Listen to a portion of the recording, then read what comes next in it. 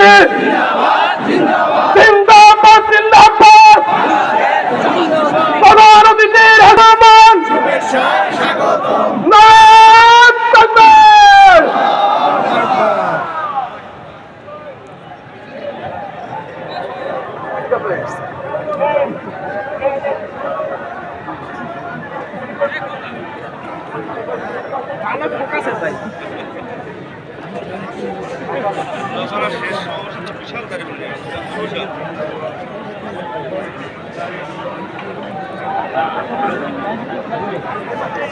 ঠিক আছে।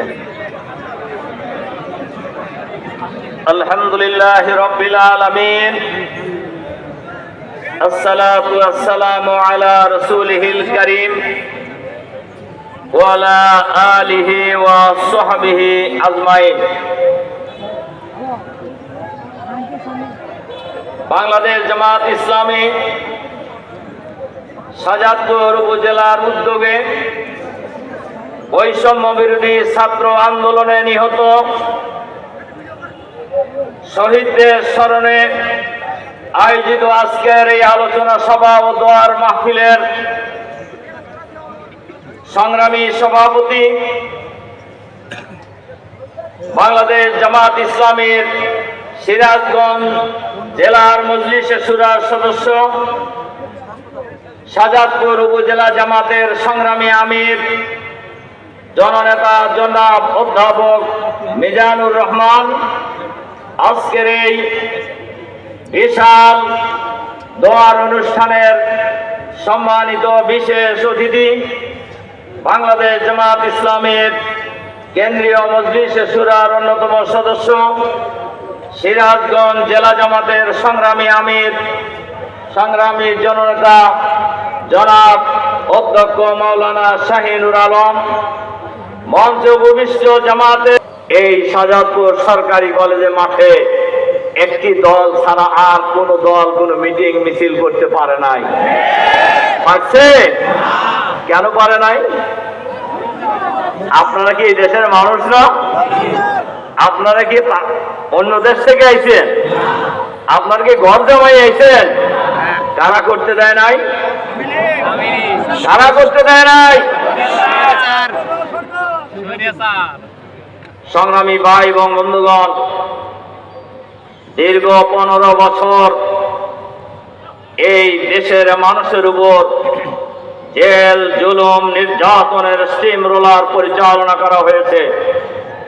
যারা এই সরকারের বিরুদ্ধে কথা বলেছেন, তিনি রাজনৈতিক দলের নেতা কর্মী হন, সাংবাদিক হন, ব্যবসায়ী হন, আর সমাজের যে শ্রেণীর মানুষই হন না কেন, এই স্বৈর শাসক ফ্যাসিবাদী সরকারের বিরুদ্ধে, তাদের জুলুম নির্যাতনের বিরুদ্ধে যারা এই বাংলার মাটিতে কথা বলেছেন, তাদেরই টুপি চেপে ধরা হয়েছে। হয় তাকে গুম করা হয়েছে, অথবা খুন করা হয়েছে, অথবা জেলখানায় বন্দী করা হয়েছে। এটা দলমত নেই, সকল মানুষেরই অবস্থা এটা ছিল। এই সরকার ক্ষমতায় আসার পরে বাংলাদেশের দেশপ্রেমিক সেনাবাহিনী চৌকস অফিসারদেরকে বিডিআরের পিলখানায় নারকীয়ভাবে হত্যাকাণ্ড সংঘটিত করেছে। মোল্লাকে জেলখানায় হত্যা করা হয়েছে, প্রফেসর গোলাম আজমকে জেলখানায় হত্যা করা হয়েছে, আল্লামা দেলোয়ার হোসেন সাইদিকে জেলখানায় হত্যা করা হয়েছে, মাওলানা একেএম ইউসুফকে জেলখানায় হত্যা করা হয়েছে। এই পাবনার কৃতি সন্তান মাওলানা আব্দুল সোবহানকে জেলখানায় হত্যা করা হয়েছে। জামাত ইসলামীর নায়েবে আমির অধ্যাপক নূর আহমদকে জেলখানায় নির্বিচারে হত্যা করা হয়েছে। কারা হত্যা করেছেন? কারা হত্যা করেছেন? আমরা তাদের চিনি, দেশের মানুষও তারা, দেশের মানুষও তাদেরকে চেনে।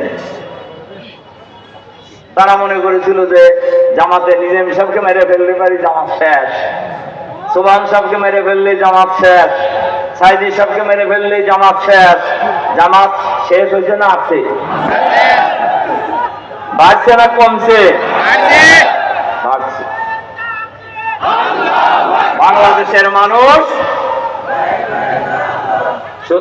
একটু একটু স্লোগান বন্ধ করে না, স্লোগান দিবেন না। সম্মানিত ভাই এবং বন্ধুগণ, এই সরকারের বিরুদ্ধে যারাই কথা বলেছেন তাদের বিরুদ্ধেই তারা এই কাজ করেছেন। 16 জুলাই রংপুরের রোকেয়া বিশ্ববিদ্যালয়ে ইংরেজি বিভাগের ছাত্র আবু সাইদকে নির্বিচারে গুলি করে তারা হত্যা করে। আপনারা জানেন আবু সাইদ খুবই গরিব ঘরের পরিবার সন্তান। ওই পরিবারে ক্লাস 5 উপরে কোনো মানুষ নাই। আপনার কথা কি বুঝতে পারছেন? তাহলে কি রকম গরিব হইলে একটা পরিবারের একটা ছেলেই শুধু পড়ালেখা শিখছে আর বাকিরা সবাই হলো ক্লাস 5 নিচে। মিছিল যত লম্বা হতে থাকে মিছিল ততই বাড়তে থাকে। এই মিছিলে আসার জন্য কাউকে ডাকা হয় নাই। ইয়াং মায়েরা শিশু বাচ্চাকে কোলে নিয়ে খাবারের ব্যাগ হাতে নিয়ে মিছিলে যোগদান করেছেন। পিতা ছেলেকে সাথে নিয়ে মিছিলে যোগদান করেছেন। বাংলাদেশের ইতিহাসে নটরডেম কলেজের ছাত্ররা কোনোদিন রাজপথে নামে নাই। এবার নটরডেম কলেজের ছাত্ররাও রাজপথ দখল করেছিল। বিজ্ঞানের মেয়েরা এটা ছিল তাদের সর্বশেষ খেলা। তাদের তালিল পুলিশ, র্যাব, মিডিয়া সবাই না তাদের যারা দলীয় তারা আর ছাত্রলীগ, যুবলীগ আরো যত লীগ আছে তাদেরকে নির্দেশ দেওয়া হয়েছিল যত লাশের প্রয়োজন লাশ ফেল, কিন্তু আমাকে ক্ষমতায় থাকতে হবে। অসংখ্য সবচেয়ে বেশি মানুষ মারা গেছে 4 তারিখে।